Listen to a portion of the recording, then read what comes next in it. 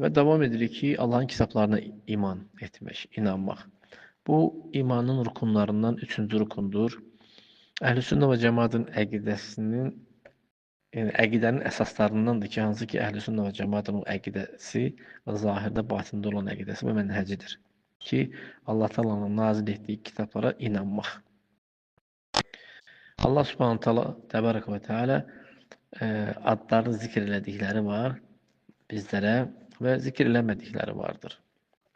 Yəni, zikr eləmədikləri var və zikr elədikləri var. Yəni, bizə məlum olanlar var o kitablardan və məlum olmayanlar vardır. Məsəl üçün, Musa Aleyhisselama nazil olan Tövrat idi. Allah Azze və Celle xəbər verir ki, o Tövratda hidayət və nur vardır. İnna enzelnet Tevrate fiha huden ve nur. Biz Tövratı nazil elədik, orada hidayət və nur vardır. İncili, hansı ki İsa Aleyhisselama nazilləmişdi. Kəzəlik orada da hidayət və nur vardır. O Allah Taala'nın kəlamıdır həqiqi olaraq. Zəburu Davud Aleyhisselama nazilləmişdi.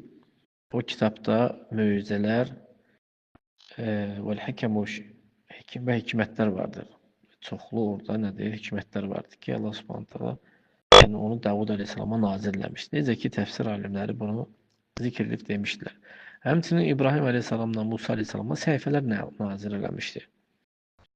Kulluha ilmun nafi'un turşidul ibade ilə aməlis salih. Yəni bu hamısı faydalı elmdir. Bunların qulları salih əməllərə yönəldir. Alə rəsihi təvhidullah təbarək teala. Başda Allahı təhləşdirməyə. Furqan, Əl-Furqan, yəni Quran, yəni Muhammed sallallahu aleyhi ve sellemə nazil olmuşdu. Bu ümmətin kitabıdır o. Yəni burada Quranda o qədər xüsusi şeylər var. Və lehu minəl xasaisi vəl məzəyə məcəə zikruha fin-nusus. Yəni Quranın xüsusiyyətləri vardı ki, üstünlükləri vardı ki, hansı ki dəlillərdə bu zikr olunmuşdu. O dəlillərdən Allah Taala'nın sözü İnnə nəhnu nəzzəlnə zikrə və innə lehu ləhafizun. Biz zikri nazil elədik, yəni Quranı nazil elədik, biz də onu qoruyacaq. Yəni nazil edən bizi, üzərimizə də vacibdir onu qorumaq. Allah Taala özünə vacib edib onu qorumağa. Zikr burada Allah Taala Muhammed sallallahu əleyhi və səlləmə vəhy elədiyi hər bir şey, Qurandan və sünnədən. Sadəcə bu Quranın üstünlüklərindən odur ki, bu ümmətin arasında qiyamət saatına kimi qalacaqdır. Bu ümmət necə ki ehtiyacı var ona qaldırılmayacaqdır. Yəni Quranı bir nəfər də təhrif eləməyə, dəyişdirməyə, oradan bir hərfi belə dəyişdirməyə qadir deyil. Yəni heç kim onu dəyişə bilməz yəni. İstəsə də alınmayacaq yəni. İstəsə də belə onu alınmayacaq.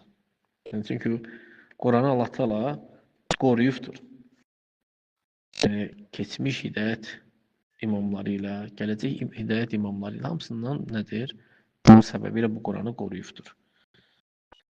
Amma əvvəlki kitablar isə orada dəyişikliklər olubdur. Tövratda da, Zabur, İncildə də.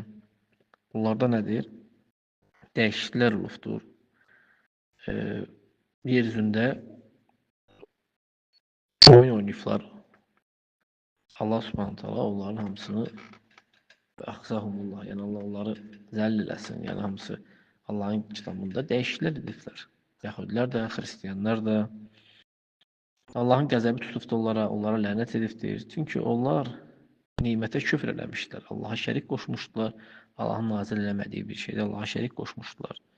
Allah Subhanahu taala'nın kitabları nazil olmuş, yəni Kutuballahil münezzələ min əcəlli ni'mə aləl-ibad. Allah Taala'nın nazil olmuş kitabları qulların üzərinə nemətlərin ən ucasıdır.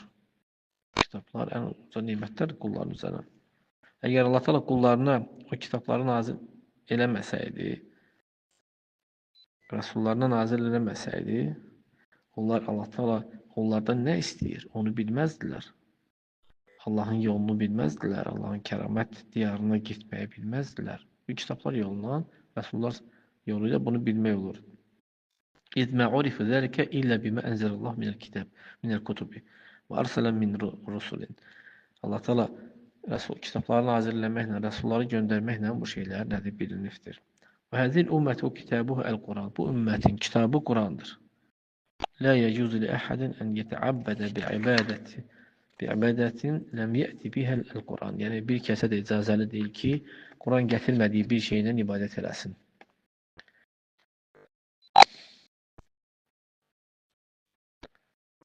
Yəni Quranda gələn şeylə insan eləməlidir, ibadət eləməlidir.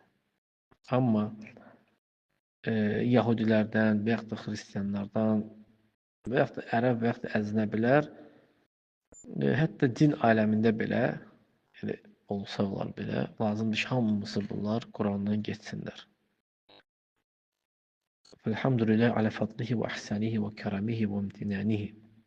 Allah subhanahu teala onun fəzilətinə, onun ihsanına, onun kəraminə, onun minnətinə bəxş elədiyi şeylərə görə həmd olsun yəni. Ki, elhamdülillah, yəni Allah subhanahu teala nimətləri çoxdur. Onlardan da biri kitabları nazil eləməsidir.